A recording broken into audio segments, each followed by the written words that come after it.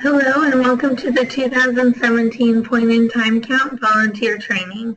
My name is Emily Harris-Shears with the Indiana Housing Community Development Authority.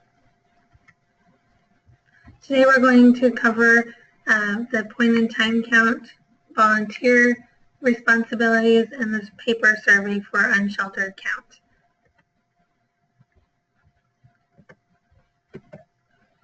I'd like to start by just sharing a heartfelt, sincere thank you for your time and commitment to people in your communities who are experiencing housing instability and who benefit from your time and connection during the point in time count.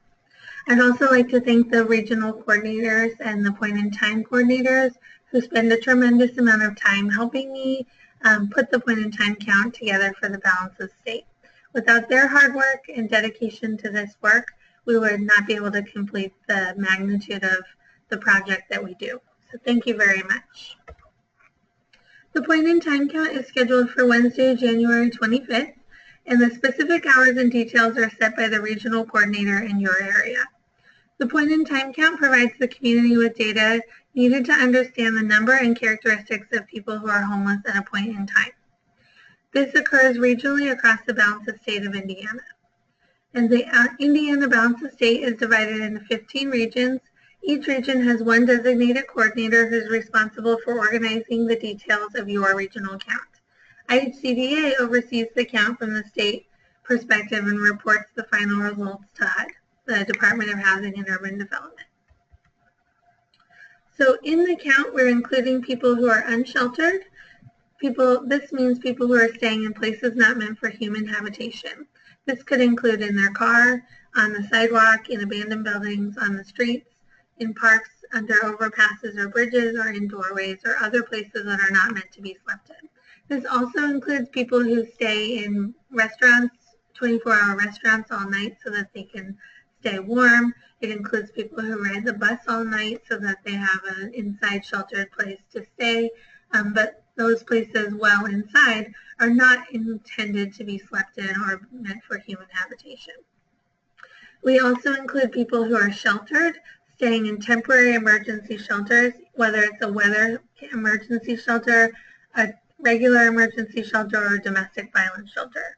People staying in transitional housing are also considered sheltered for the purposes of the count, but the transitional housing program must be designated for people who are homeless or originally came from the streets or emergency shelters. It also includes people who are in residential programs for runaway or homeless youth, and people who are staying in hotel or motel arrangements paid for by a public or private agency because the person or family is homeless. People who are not included in the count are people who are precariously housed, who are on the edge of becoming homeless but are currently staying with family or friends.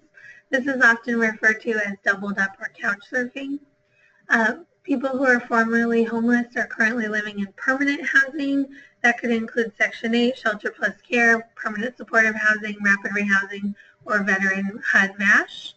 Children or youth who, because of their own or parents' homelessness or abandonment, now reside temporarily in a hospital, residential treatment facility, or emergency foster care or detention facility are not included in the count, or people residing in institutions, including jails, hospitals, detox centers, foster care, and people in a location that's not listed on the housing inventory chart, which is dedicated for people who are homeless.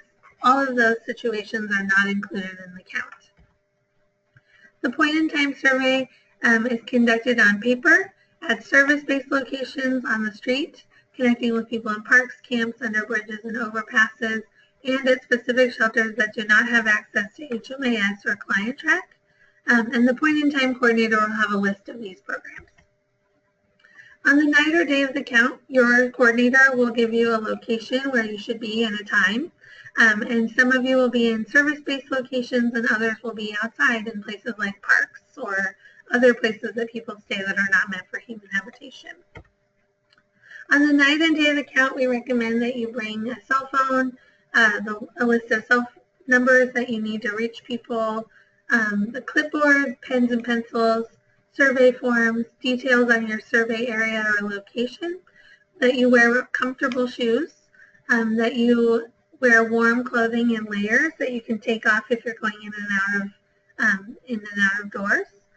That you bring water or snacks, especially if you're going to be outside for a long period of time.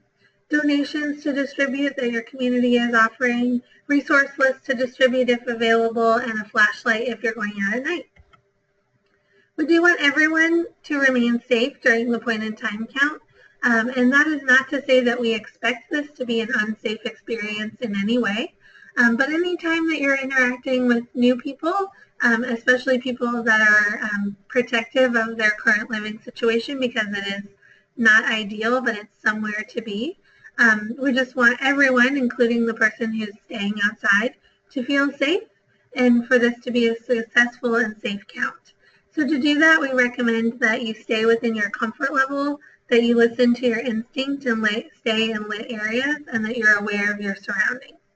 We don't want you to put yourself in any danger or the person who's experiencing homelessness in any danger. Go with at least one other person and do not go alone, and then carry important contact information with you. So when you're approaching someone who's unsheltered, we recommend that you introduce yourself and the purpose of the point in time count, that you don't assume that the person you're approaching is experiencing homelessness, but that you tell them about the purpose of the point in time count and ask them if it matches their experience. We want you to approach with respect for their space, privacy, and time, without judgment to appearances or smells or any kind of hygiene, that you have comfort in yourself and be non-threatening and self-aware, and that you also have awareness of your safety, surroundings, and nonverbal communication. So when you're approaching someone, this is an example of what I would say. So I would say, hi, my name is Emily, and I'm volunteering for the point in time count, which is an opportunity to learn more about the needs and experiences of people without stable housing. Today we're talking with people who stayed or will stay in places outside or otherwise not meant for sleeping on Wednesday, January 25th. Does that match your current situation? And then they would tell me if it does or doesn't, and if it did, I would ask them, would you be comfortable answering a few questions about your current living situation? It shouldn't take more than 5 to 10 minutes, and your responses will not be shared with anyone outside of our team and are used to learn more about how we can better meet the needs of people without stable housing. And then general screening questions. Have you already been interviewed about your housing situation today? If they say no, then you'll proceed with the survey. And then you'll also ask them, where did you sleep on the night of January 25th? So for the paper survey, it's a 2-page survey that you'll complete with the person who's identifying as currently homeless. The surveys read from top to bottom, and you'll follow the lettered questions, numbered and lettered questions. Please complete every question and include the location that the survey took place, and complete 1 survey per household. Space for additional household members is on the back of the survey on page 2.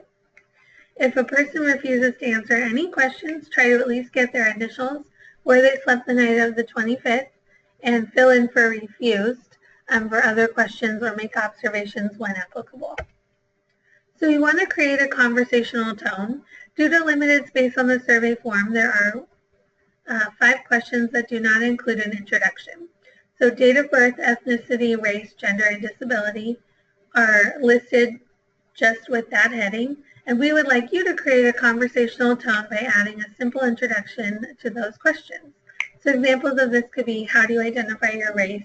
Do you have a diagnosis for a disability that you'd be willing to share with me?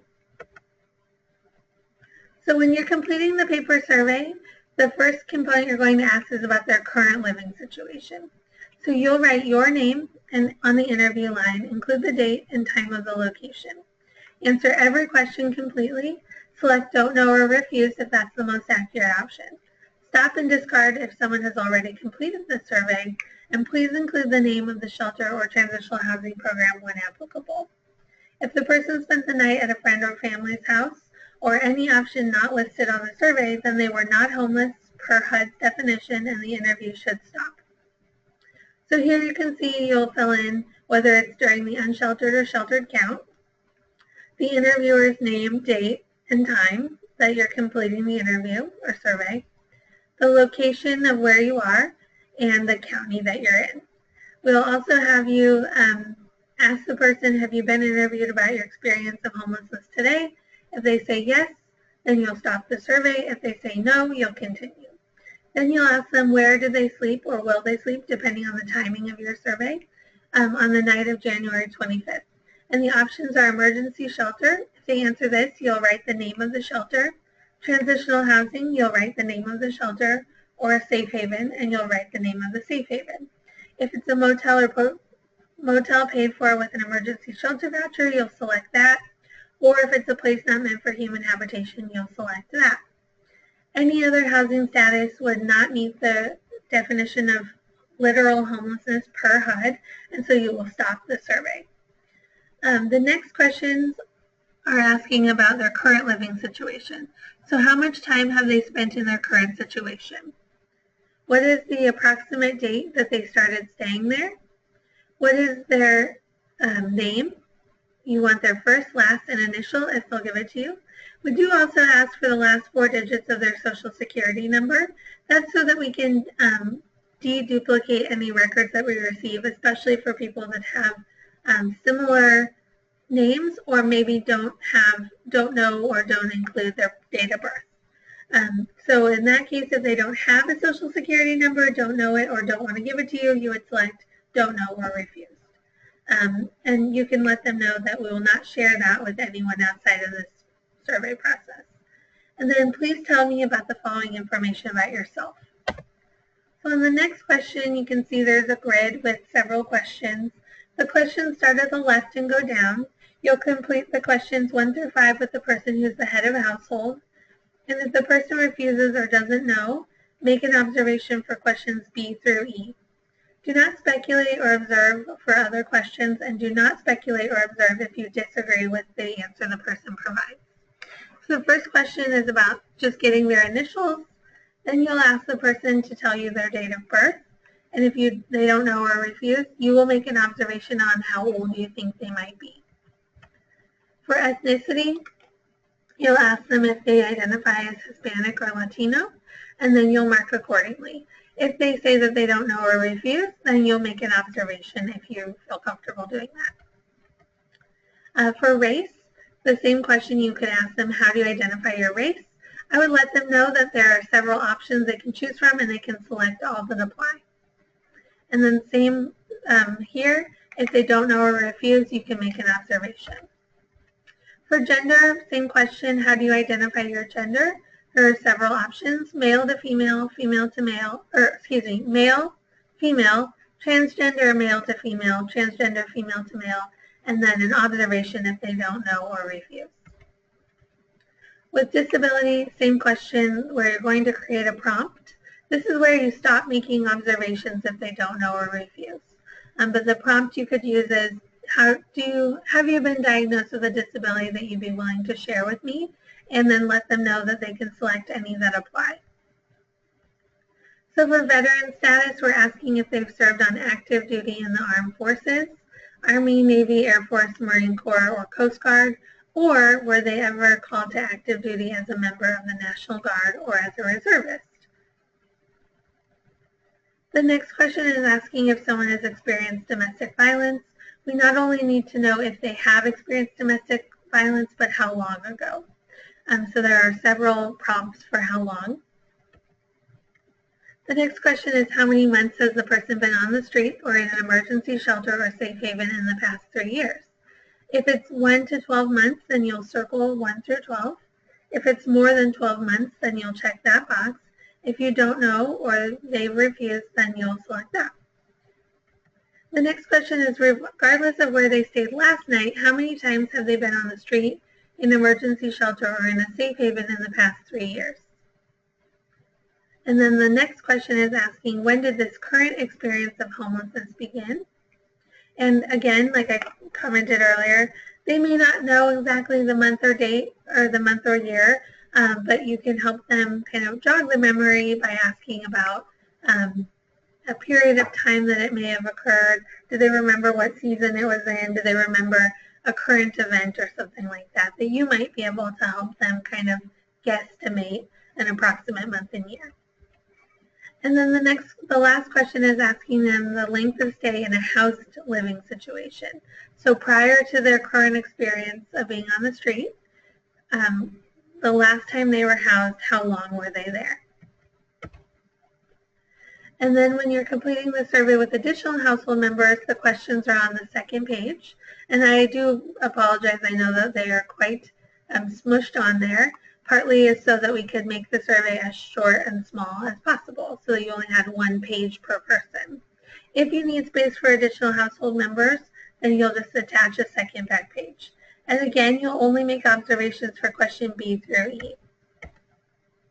When the survey is finished, you'll thank the person for their time and participation, offer any available incentives or resources that your community is providing, and then after your volunteer shift, let your appointed time coordinator know that you're done, and return completed surveys to them by the end of the day. So I have a couple of hypotheticals here. So what if the person you're interviewing refuses to answer certain questions? If you cannot get answers to the following questions, don't turn in the survey. If you can't collect their initials, date of birth, or where did they sleep last night, we won't have enough information to unduplicate the survey or determine if they meet the definition of homelessness. If they refuse to answer any of the other questions, then you'll just mark refused. So what if you believe a person to be homeless but they refuse to participate? In this situation, we just want you to walk away. We don't want you to protest or try to encourage them. Don't complete a survey on their behalf without their willingness to participate, and we won't accept tally marks or incomplete surveys. So what if the person you're interviewing goes off topic or is incoherent? We just ask that you're patient, try to refocus, and that you also reword questions into yes or no prompts. Be mindful and patient that people are in a unique living situation. It's a little discombobulating. They're maybe not used to seeing people in their space, and just be really kind to that fact, please. So what if a person you're interviewing you asks for resources you don't have? It's okay to say that you don't have access to what they're asking for, but it's also a great opportunity to direct people to known resource providers in your community who may be able to meet their needs. Consider bringing a basic resource list with you to distribute, and the point in time is a great opportunity for outreach to people experiencing homelessness. What if you see a child under the age of 18 without a parent or guardian? If they are with a parent, then this question is moot, but then they would be counted on their parent's survey and you don't need to do anything different. If a young adult or a teenager is alone or unaccompanied, they should be surveyed. And we only want you to report to police if if you believe there's a reason to believe that the young person has had signs of abuse or neglect or is in imminent danger, not just due to them being outside. This is really important because being outside with people in their living situation can be vulnerable for them, and it could make them feel like they're going to get reported or they're going to have to move. And so it's really important to acknowledge that and to only report things when you feel that they are in danger that's not related to their housing. So if you feel unsafe going in a particular area, we ask that you, of course, go with a partner. We don't want you to go anywhere that you feel unsafe, and trust your instinct. Make a note if you don't survey a certain area so that your point-in-time coordinator knows it was uncounted and they can determine the next steps.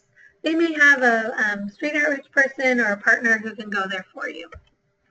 If you feel threatened, of course, just walk away or leave the situation. If we don't expect this to happen, but if for any reason you had some kind of instance of violence or robbery, which we do not at all expect to happen, then you would just recommend that you call the appropriate person to help you determine how to proceed.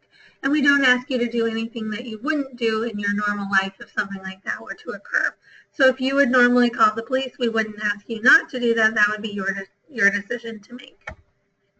So what if it seems obvious to you that someone is mentally ill or under the influence and they state they have no disabilities?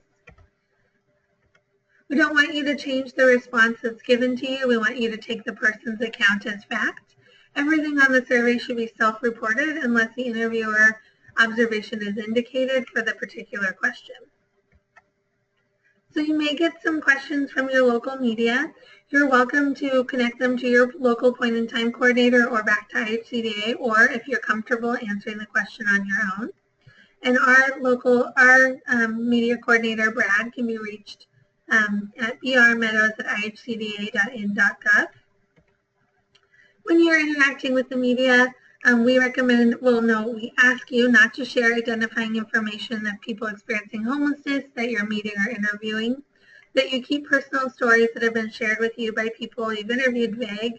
Don't disclose specific location details of where people are staying. It's okay to say that you don't know, and if you don't know the answer, offer to follow up or direct them to IHCDA or your coordinator. But please don't speculate.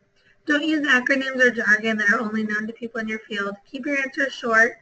Don't say things that you wouldn't want to read in print, and take time to think about how you respond. Here's some facts about the point in time, which you can read and go through that may be helpful if you have a media inquiry.